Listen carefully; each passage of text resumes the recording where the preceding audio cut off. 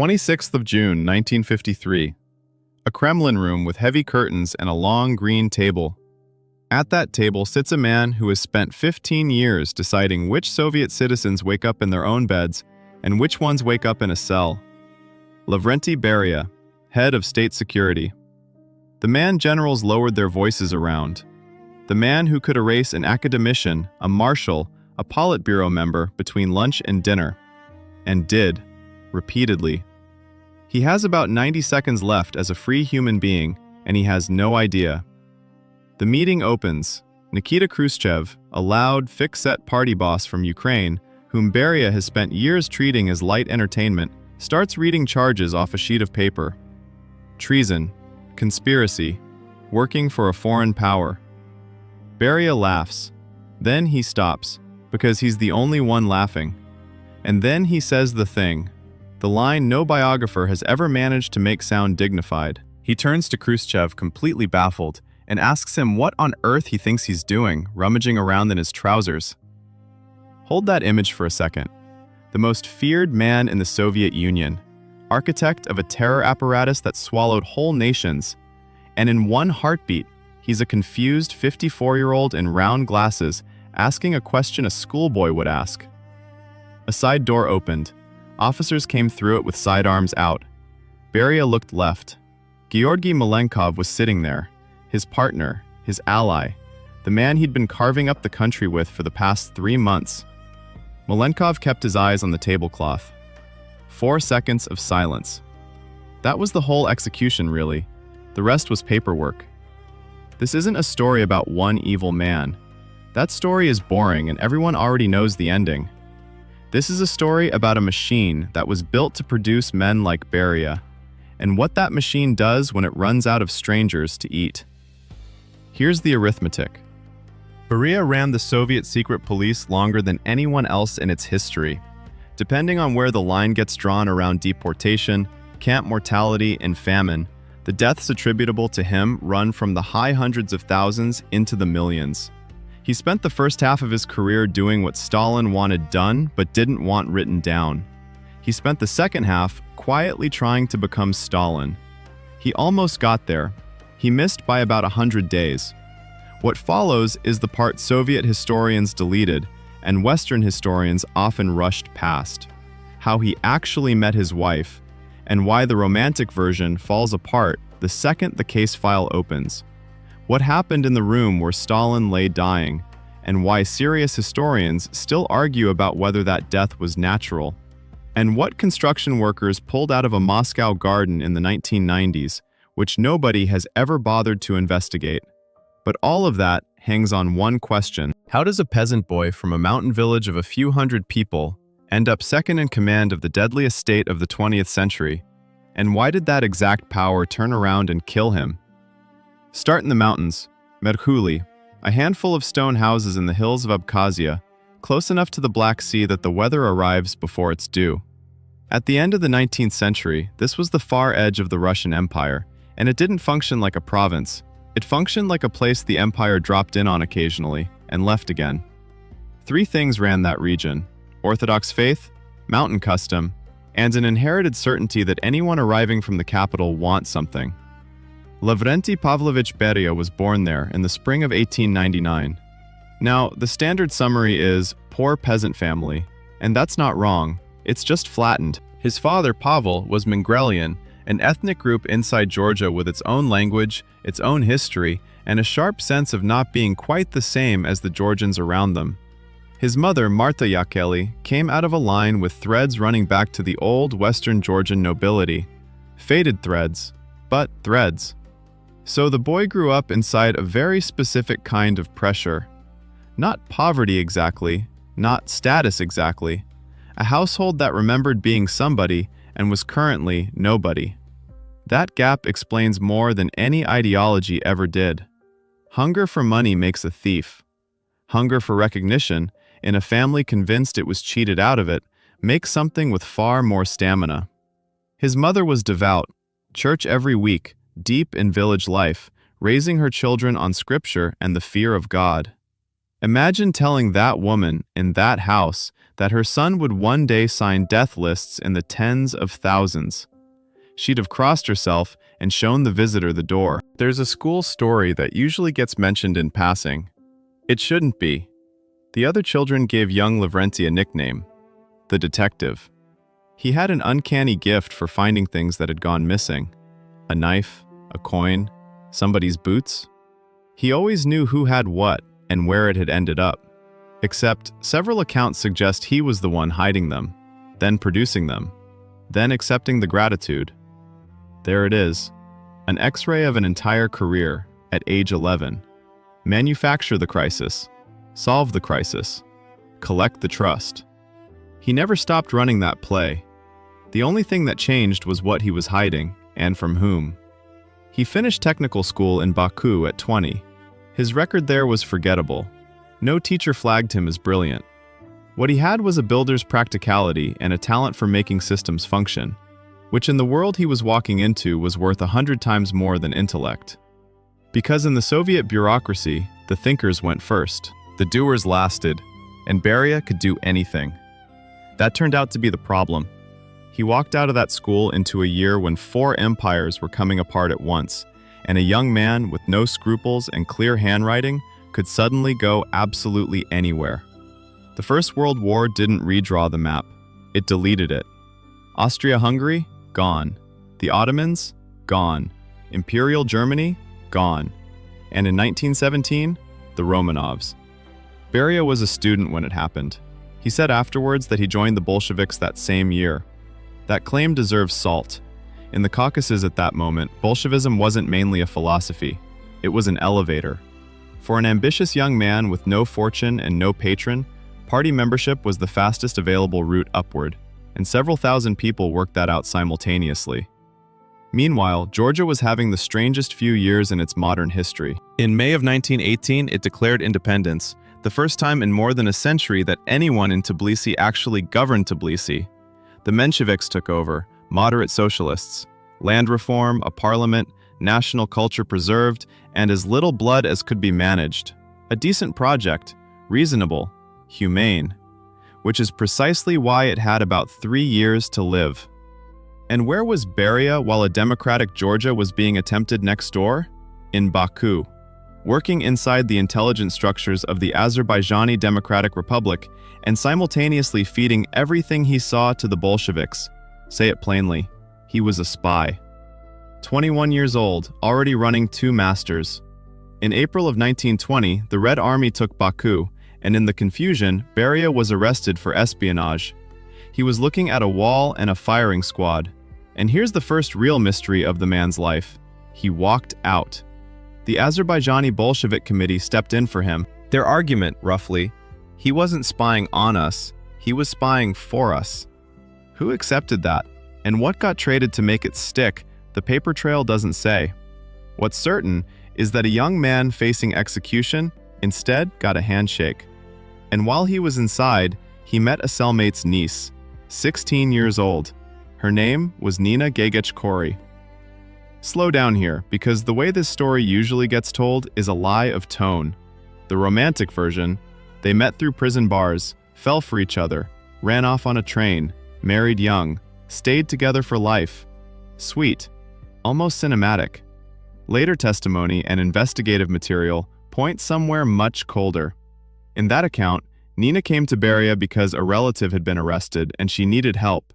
He had the power to help. He used that leverage to force a relationship. Then he married her. Which, if true, isn't a departure from his character. It's the first complete example of it. Assistance as a leash.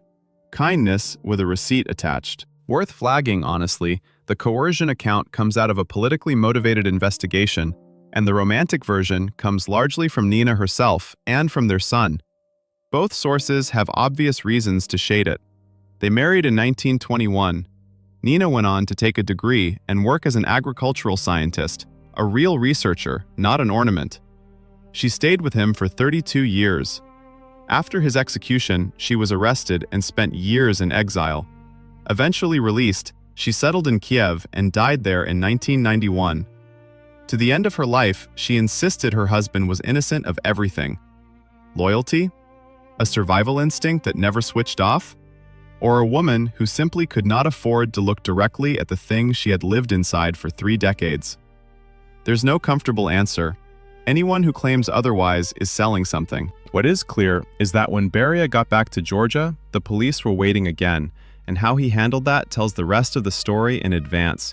He was arrested almost the moment he reached Tbilisi, swept up with most of the Georgian Bolshevik committee. The Menshevik government accused them of spying, accurately, and issued an expulsion order. Leave the country, 3 days. Beria didn't leave. He stayed in Tbilisi on forged documents, working out of the Russian mission. Notice the shape of that decision. It isn't courage, it's arithmetic. The odds of getting caught were lower than the cost of obedience. He followed orders exactly as long as he couldn't see a way around them, and not 1 hour longer. True at 22, still true at 54. This is where he joins the Cheka. For anyone unfamiliar with the name, the Cheka was the first Soviet secret police, founded weeks after the revolution, and it ran on an idea so simple it's almost elegant. It didn't deal in guilt. It dealt in category. Nobody was investigated for what they'd done. They were classified by what they were: noble, priest, kulak, officer, foreigner, Menshevik. And the classification was the verdict. Beria didn't have to adapt to that environment. He was pre-adapted to it. By 1922, he was deputy head of the Georgian branch, 23 years old. By then, independent Georgia was finished.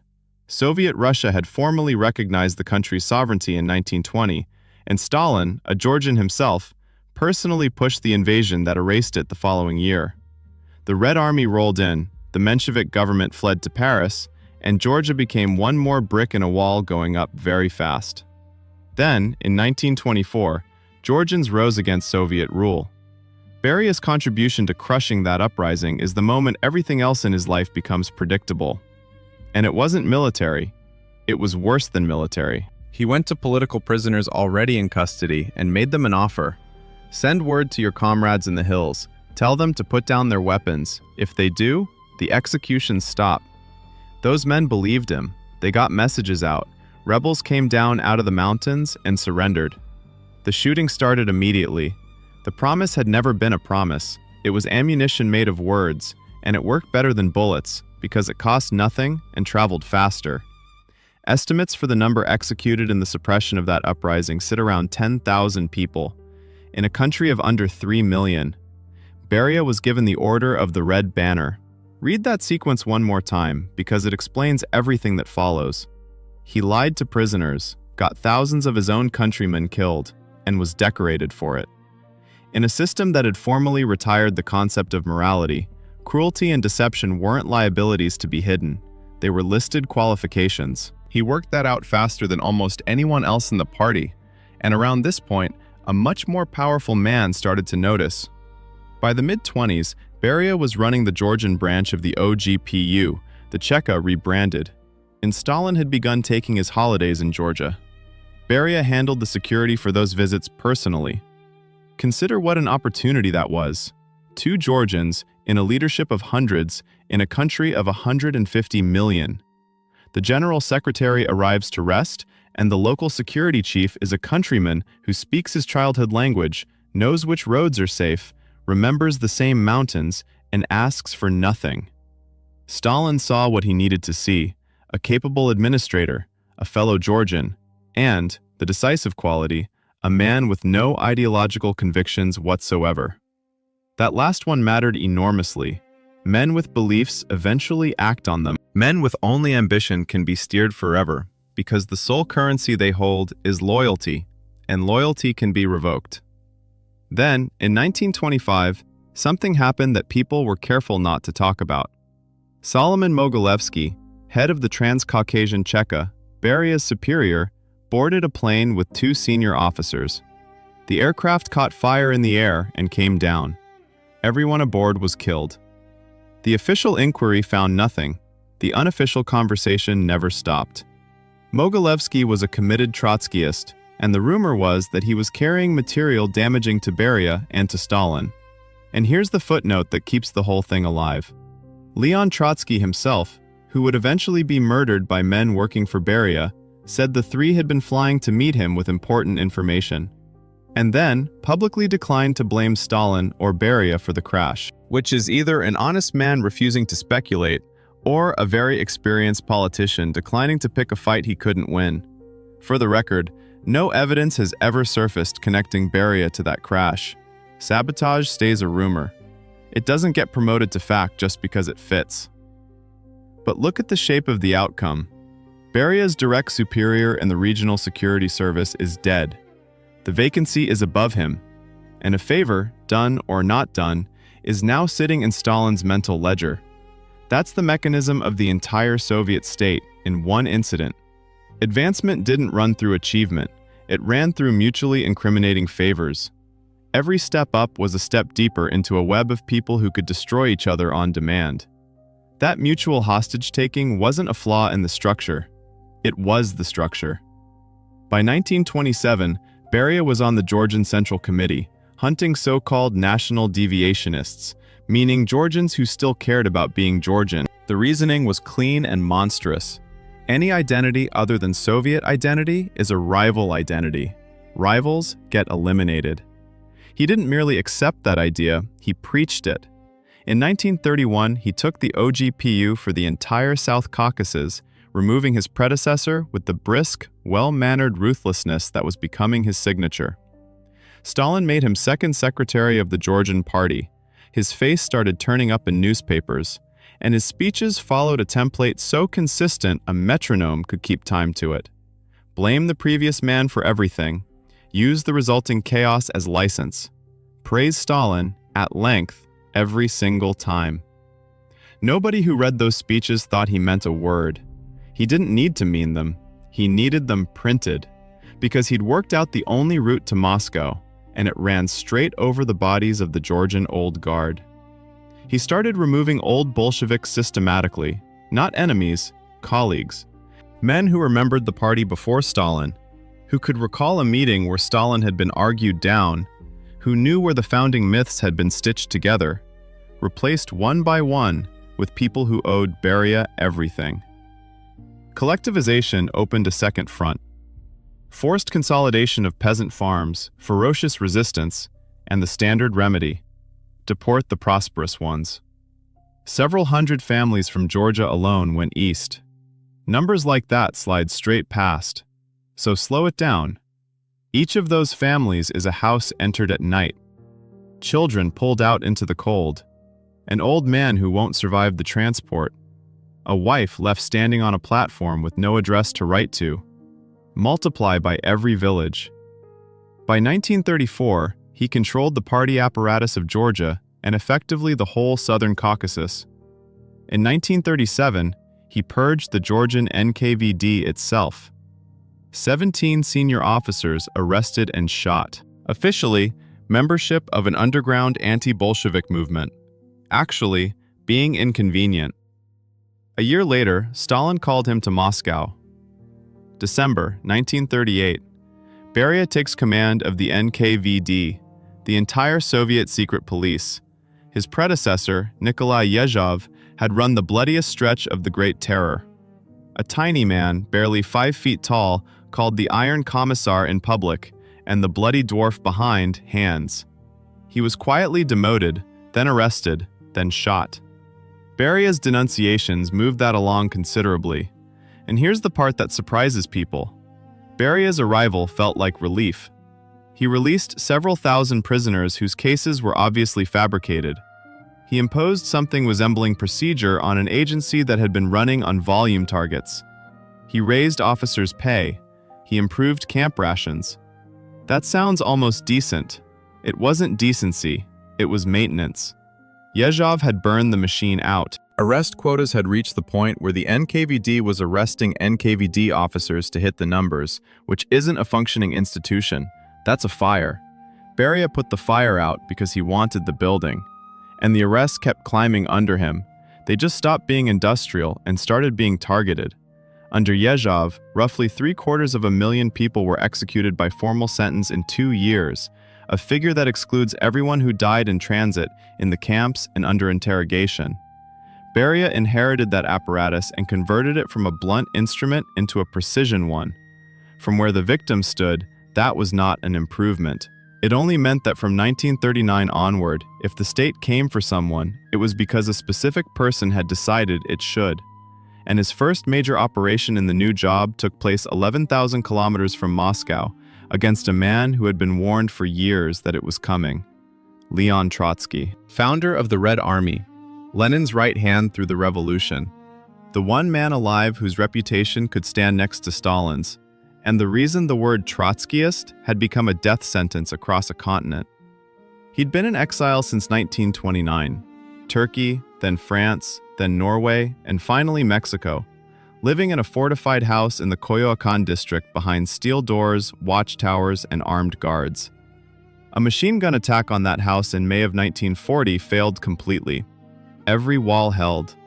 Trotsky believed the walls were the answer. They weren't. The answer walked in through the front door with a letter of introduction. Ramón Mercader was a Spanish communist recruited by Soviet intelligence during the Spanish Civil War. His mother was an agent too. She brought him in. He spent years building a false identity, then used a romantic relationship with a woman inside Trotsky's circle to become a familiar face in the compound. Trusted enough to walk into the study alone. In August of 1940, he did exactly that, with a shortened ice axe under his coat, and struck Trotsky in the head while the old man read a document Mercader had handed him. Trotsky didn't die instantly. He fought. His guards nearly beat Mercader to death before Trotsky stopped them. The man had to be made to talk. He died in hospital the next day. Beria supervised that operation directly. And the tempo is the signature. No bomb, no drive-by, years of cultivation, a false name, a real relationship, patience measured in seasons, then 8 seconds of violence. Mercader served 20 years in a Mexican prison and never gave up a single name. On release, he was made a hero of the Soviet Union. He died in Cuba in 1978. By 1941, Beria was deputy chairman of the Council of People's Commissars, second most powerful man in the Soviet Union, and Stalin had a nickname for him, Our Himmler. Not as an insult, as a compliment, in company, with visible enjoyment. And in November of 1943, at the Tehran Conference, with Churchill and Roosevelt in the room, Stalin introduced Beria to the American president using exactly those words. Roosevelt, by every account, did not laugh. He also had no idea that the man being introduced to him was, at that moment, halfway through the largest program of forced population transfer in European history. The war handed Beria something he'd never had before, an unlimited justification. When Germany invaded in June of 1941 and swallowed enormous stretches of territory, Stalin started reading the map differently. Not armies, peoples. Which populations might welcome the Germans? Which ones have grievances? Which ones have cousins over a border? Once that question gets asked, the answer never changes. And Beria administered it.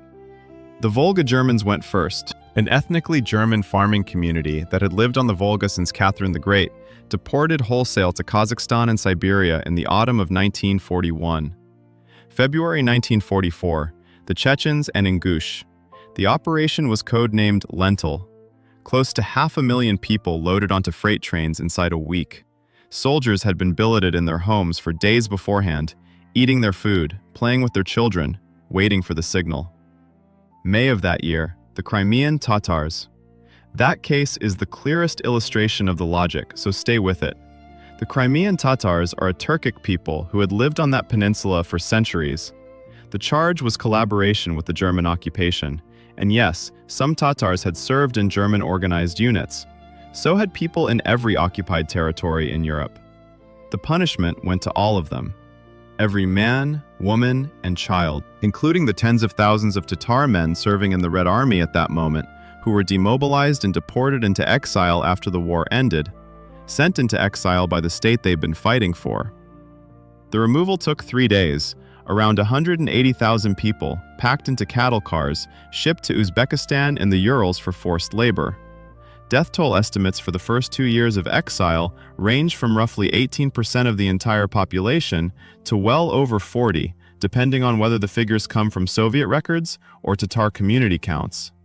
Even the low end means nearly 1 in 5 died. Typhus, starvation, exposure. Mostly children and the elderly, mostly in the first winter. Beria signed the orders. Beria reported completion. Beria collected a decoration. And then there's Poland, spring of 1940. The Soviet Union had occupied eastern Poland under its agreement with Nazi Germany, and the NKVD was holding tens of thousands of captured Polish officers, police, border guards, doctors, lawyers, professors, the men who would have led any future Polish state. Beria wrote a memorandum to Stalin proposing they be shot. Not tried, shot. He described them as hardened, irreconcilable enemies of Soviet power. Stalin signed it. So did Voroshilov, Molotov, and Mikoyan. Around 22,000 people were executed over the following weeks, in the Katyn forest, in the cellars of the NKVD building at Kalinin, in Kharkiv, individually, one at a time. A shot to the base of the skull, a body into the trench, the next man brought in. Night after night, for weeks, as a job. When German troops found the Katyn graves in 1943 and announced it to the world, Moscow called it a Nazi fabrication and held that line for 47 years. The Soviet Union admitted responsibility only in 1990 under Gorbachev. The signed memorandum itself surfaced in 1992. Now hold that image. A man who erased a nation's entire educated class with a signature. And prepare for something genuinely uncomfortable. Because at the same time, that same man was running the most successful scientific project in Soviet history, and the physicists working under him thought he was outstanding at it. August 1945. The United States detonates nuclear weapons over Hiroshima and Nagasaki, and Stalin grasps immediately that the balance of the next century has just been set without him in the room. The Soviet atomic program already existed, slow, underfunded, buried in committees. Stalin put Beria in charge and gave him one instruction: get the bomb, whatever it costs. Whatever it costs was not a figure of speech. Beria had access to something no Western project manager did: the Gulag. Uranium mining at Kolyma and in the Ore Mountains was carried out substantially by prisoners, under conditions where radiation exposure wasn't a variable anyone recorded. Thousands of German specialists and their laboratory equipment were shipped east after the war, and Soviet intelligence had extraordinary penetration of the Manhattan Project, receiving detailed design material from sources inside the American program, Klaus Fuchs among them. His approach to the scientists themselves was almost a management philosophy. He gave them everything they asked for: housing, food, staff, freedom from party interference, and let them work out for themselves what failure would mean. 29th of August, 1949, Semipalatinsk Range, Kazakhstan. The first Soviet nuclear device goes off. A plutonium implosion bomb built under the scientific direction of Igor Kurchatov and Yuli Khariton. The test was called First Lightning. The American monopoly ended 4 years earlier than Washington had predicted. Every subsequent decade of the Cold War flows out of that morning. And now, the part that makes historians shift in their chairs. Khariton, one of the two men most responsible for the physics, wrote about Beria afterwards. He describes someone who grasped the scale and pace the research required, who could cut through bureaucracy with one phone call, who understood what the project actually needed. He also called him the embodiment of evil in modern Russian history. In the same passage, other survivors of that program said similar things.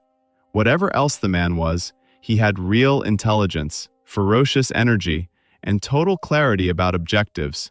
First-rate administrator was the phrase that kept coming back. This is the most inconvenient fact in the whole story, and the story doesn't work without it. Beria was not a stupid brute. Stupid brutes are containable. He was intelligent, disciplined, and personally hardworking. and he pointed all of it at an apparatus that destroyed human beings at industrial scale. Competence didn't soften the cruelty, it multiplied it. By the end of the 40s, he was untouchable in practical terms. The bomb was his, the security services were his, the camp system, holding somewhere between 1.5 and 2.5 million people at any given moment, was his. Politburo member, deputy premier, overseer of the defense industries, half a dozen commanding positions in one pair of hands. In any normal state, there's a word for that concentration of power. The word is coup. But a second life was running underneath the official one, and it took place inside one specific building, number 28, Malaya Nikitskaya, a gray mansion on a quiet street in central Moscow. Built in the 1880s, extended in the early 1900s. High fence, guards at the gate, at the door, in the courtyard. It became Beria's Moscow residence after the war. The building is still standing. The Tunisian embassy occupies it now. It's possible to walk past on a summer evening and see the flag over the entrance, and absolutely nothing else. What went on behind that fence fills hundreds of pages of investigative material, some declassified, some not. Colonel Raphael Sarkisov, who commanded Beria's personal bodyguard, kept a list. It recorded the women he delivered to his employer. Depending on which version of the file is being read, that list holds somewhere between 39 and over 100 names. The procedure was routine enough that the guards had it down cold. Beria's armored Packard moves through Moscow. He indicates a woman on the street. Sarkisov establishes where she lives. Then comes the visit. A state matter. An important official wishes to speak with you. The car is outside. Some went out of fear. Some refused. And here's the detail that changes the entire picture. It's also the one most often left out. Refusal was not an exit. The actress Zoya Fyodorova, a genuine star of Soviet cinema, was brought to the mansion and asked to be allowed to leave. She was arrested shortly afterwards and spent years in prison. Her daughter was born in a prison hospital.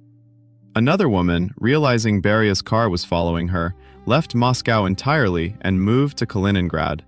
Not for work, for distance. And there was a ritual at the end of these evenings. The guards presented the woman with a bouquet of flowers on her way out. Accepting the flowers was logged as consent. Refusing them was logged as something else, and the something else became a file. Consider the mind that designed that. It isn't just predation. It's predation with paperwork.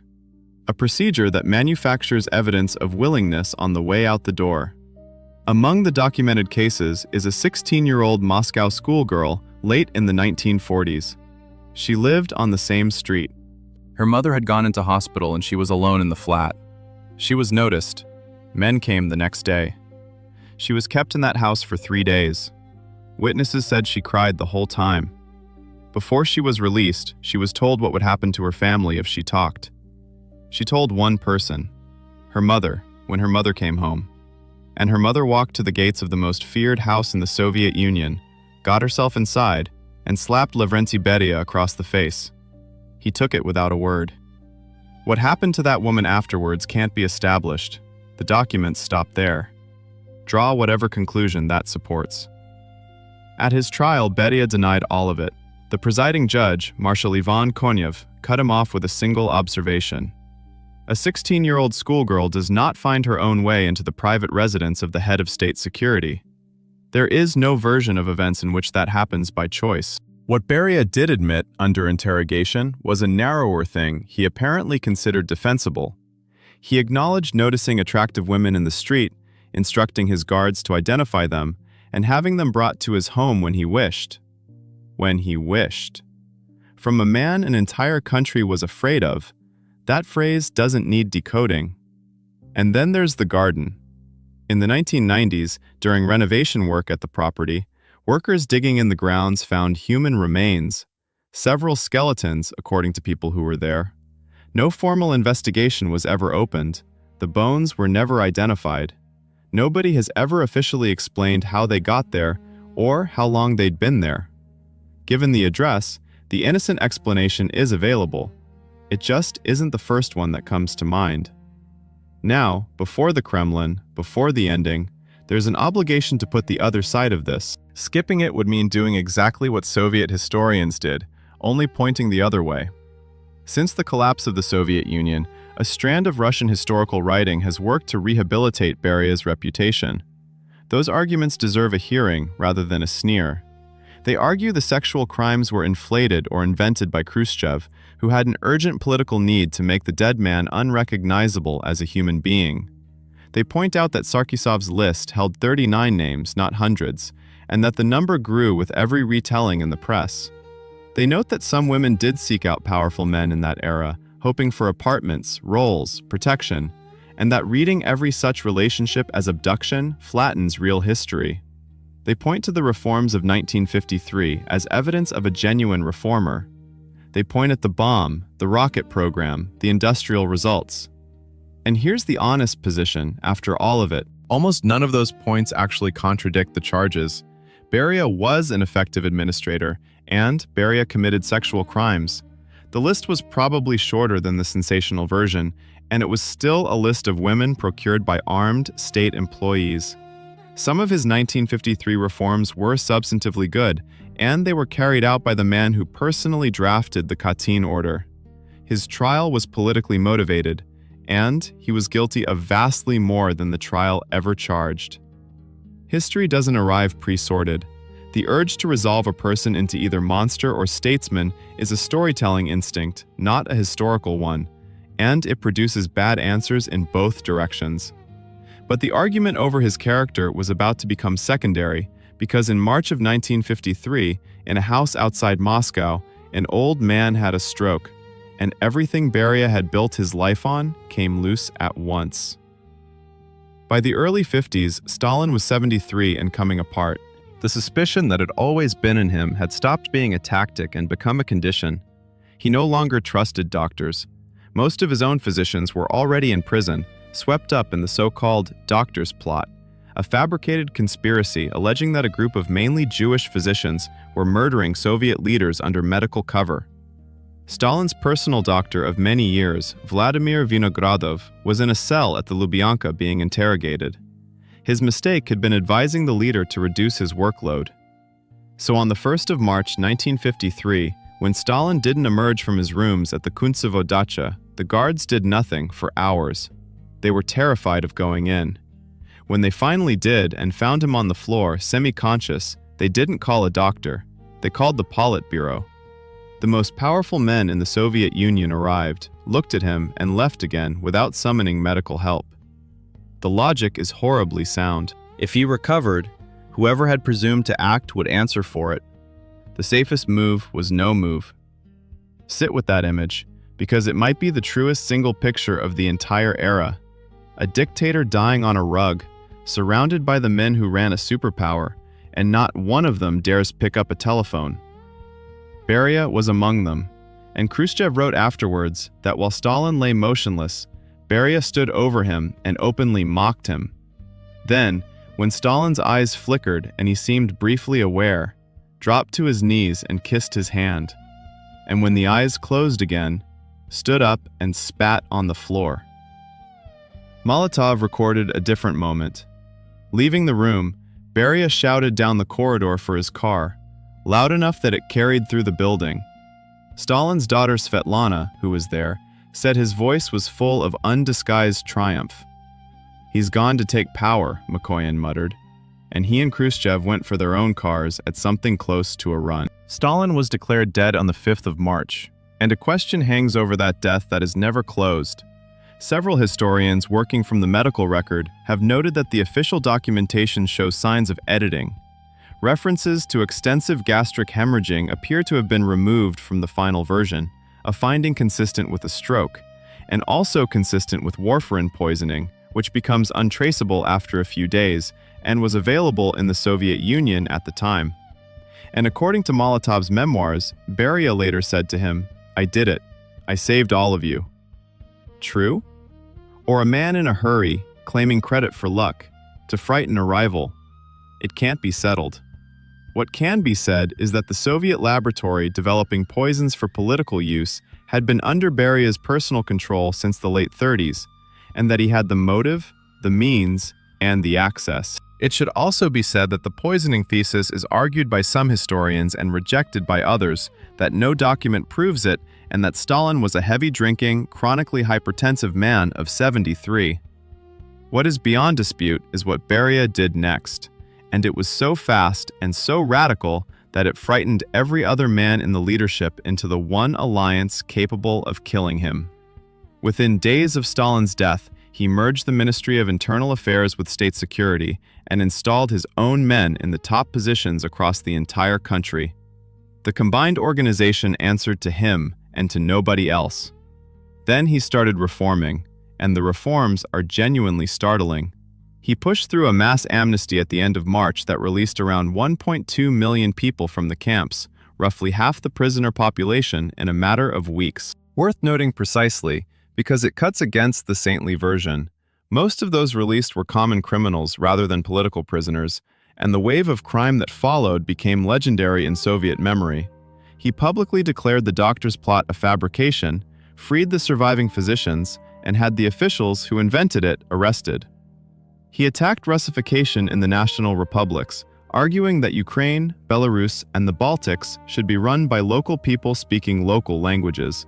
He proposed reunifying Germany as a neutral state, abandoning East Germany outright in exchange for a settlement with the West. Strip the name off that program, and it reads like a liberal manifesto. Put the name back on, and it makes a completely different kind of sense. He wasn't reforming, he was campaigning. He needed a constituency, and an empire exhausted by Russification and terror was the largest one available. He needed money, and a deal with the West meant credits and trade. He needed a story, and the man who is fixing Stalin's mistakes is an outstanding story when everyone else in the room helped make those mistakes. Khrushchev saw all of it, clearly, immediately, and by June, he had the argument he needed to move. On the 16th and 17th of June, workers in East Berlin rose against the communist government, and the rising spread across East Germany. Soviet tanks put it down, and the leadership in Moscow now believed, rightly or not, that Beria was prepared to trade the entire German Democratic Republic away. That made him more than a rival. It made him a security risk, and the case for removing him wrote itself. Khrushchev assembled the conspiracy the way a man diffuses a bomb, slowly, one wire at a time. Malenkov, Beria's own partner, came over first, then Molotov, then Bulganin, then Mikoyan. But every bit of it was worthless without guns, because Beria controlled every armed security formation in Moscow. So they went to the army, specifically to Marshal Georgy Zhukov, the most famous soldier in the Soviet Union, whom Stalin had exiled to provincial commands precisely because he was too popular to be safe. Zhukov said yes, and on the 26th of June 1953, Lavrentiy Beria walked into a meeting of the Presidium and did not walk out. Khrushchev opened, Malenkov followed, then Molotov, then the rest, each one adding charges. Beria was visibly thrown. He'd come expecting an ordinary session and found a tribunal. He turned to Malenkov, the ally, the man he'd been governing beside for 100 days. Malenkov did not raise his head. A button was pressed under the table. Officers under General Kirill Moskalenko came in from the next room with weapons drawn. Zhukov was among the men who took him. Beria's own troops were guarding the Kremlin, so moving him was impossible in daylight. They held him in a side room until dark, then drove him out under a tarpaulin in the back of a truck. First to Lefortovo prison, then to a bunker beneath the headquarters of the Moscow Air Defense District, a building with no security service personnel anywhere near it. Army units moved into Moscow overnight in case his people fought for him. Nobody fought for him. 15 years of fear, and not one man came. 6 months of interrogation followed. Then, a trial. Closed. No defense counsel. No right of appeal. Marshal Konev presiding. The charges were treason, espionage for British intelligence, and conspiracy to seize power. Now notice what is almost entirely absent from that indictment. Katyn, the deportations, the mass executions, the Gulag. That absence is the most revealing document in this entire story. They could not charge him with his real crimes because his real crimes had signatures on them, Molotov's, Mikoyan's, Khrushchev's. To try Beria for what he actually did, the system would have had to try itself, and a system cannot put itself in the dock. So they invented crimes he hadn't committed, in order to avoid mentioning the ones he had. On the 23rd of December 1953, in that same bunker, he was told there would be no clemency. He went down on his knees and begged. He shouted. General Pavel Batitsky, who'd been handed the job, had a towel forced into his mouth to stop the noise, and then shot him through the forehead. The body was cremated. The ashes went into unmarked ground in a wood outside Moscow. A man who spent 15 years deciding who lived and who died spent his last 2 minutes on a concrete floor, begging for exactly the mercy he had never once granted.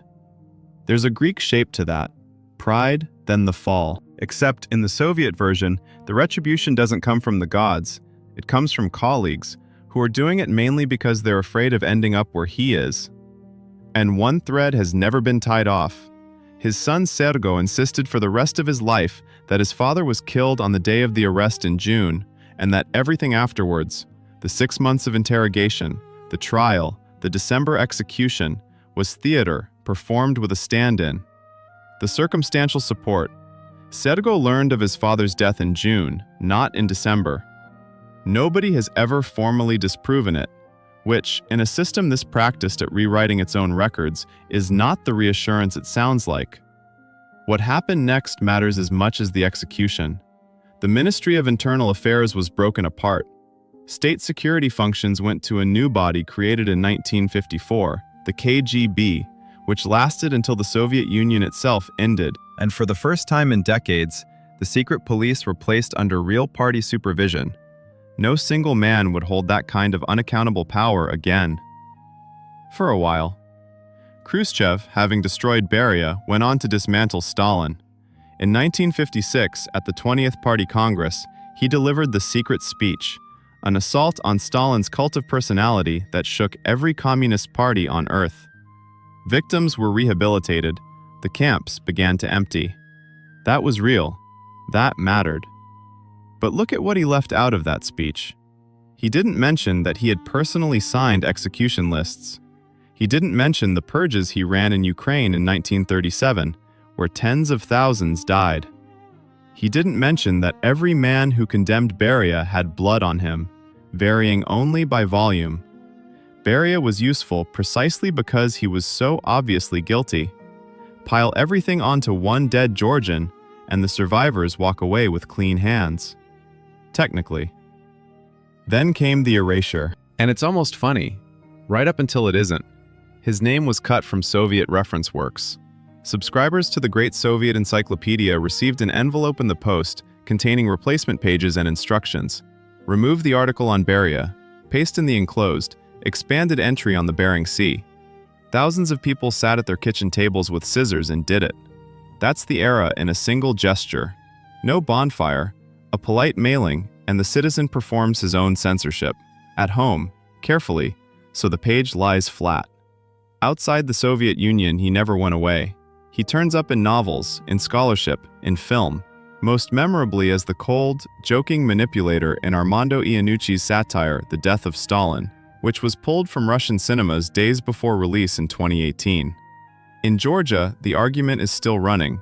To some, he's the traitor who helped Moscow dismantle Georgian identity. To others, he's a local boy who climbed to the top of a foreign and hostile structure. Both readings survive because both contain something true. And standing far enough back from this life, one pattern comes into focus, the same one that shows up in almost everyone who has built authority on other people's fear. Fear is a currency with no reserves behind it. It holds value only while the monopoly on force holds. The moment force redistributes, fear doesn't evaporate, it changes address, overnight, and starts working in the other direction. Beria spent his entire career as an instrument in a stronger man's hand, while trying to become that man himself. He was maybe 100 days short. He overestimated what his position was worth, and underestimated a man he'd written off as a fool. Both mistakes were fatal. Khrushchev said Beria was charming and funny when they first met, and that in time he came to see a two-faced hypocrite. Haratone called him the embodiment of evil, and in the next breath said he had an exceptional mind. Those descriptions don't cancel out, they stack. And what they add up to is more disturbing than a villain. Because a villain is an anomaly, and this wasn't one. Beria was a product. He grew inside a structure that rewarded exactly what he had: ruthlessness, cunning, a willingness to do disgusting work without hesitating. In almost any other system, somebody would have stopped him early. This one promoted him for it. And when it finally disposed of him, that wasn't a moral judgment. It was maintenance. He'd become dangerous, not to the population. He had always been dangerous to the population, but to the men at the top. That was the only category of danger the system could detect. So this isn't a story about a monster defeated by heroes. It's a story about a machine that manufactures such men and then eats them. Because a state running on fear has to keep feeding. It needs an enemy, the way an engine needs fuel. When the foreign enemies run out, it finds domestic ones. When the domestic ones run out, it turns on the people who built it. Beria understood that mechanism better than anyone alive. He just didn't reach the trigger first. His body burned, his ashes scattered somewhere unnamed, his name snipped out of the reference books in 100,000 households. Total deletion, in theory. And yet he's still here, drawn more sharply than most people who lived decently and died in their beds. History isn't a moral instrument. It doesn't record the quiet good. It records whoever moved the world, including the ones who moved it toward the dark. Beria moved it. He helped produce the weapon that still governs the balance of power on this planet. He built a template for political terror that security services copied for generations. He signed thousands of death warrants. He deported entire nations. And he wasn't a creature out of a story. He was a man. Intelligent, hardworking, cold. Handed absolute authority over other people's lives. And he simply used it. What that does to a person, he demonstrated with a thoroughness that ought to make anyone uneasy. Here's the part worth carrying out of this. The system didn't die with him. Its components keep reassembling. Different countries, different decades, better branding. Every time a security service is placed above the courts. Every time a state punishes a category of people instead of individuals. Every time power over other people's lives stops needing to explain itself. Those are the conditions. And given those conditions, the next Beria isn't a risk. He's an output. The house on Malaya Nikitskaya is still there. The trees in the garden have grown tall. Somewhere underneath them, there may still be bones nobody has ever chosen to identify. There's a Tunisian flag over the gate, and people walk past all day without a glance. The building doesn't say anything. It just stands there, patient. That's mostly what history does. The archive isn't running out, by the way. There's a great deal more where this came from. Most of it filed under something else entirely.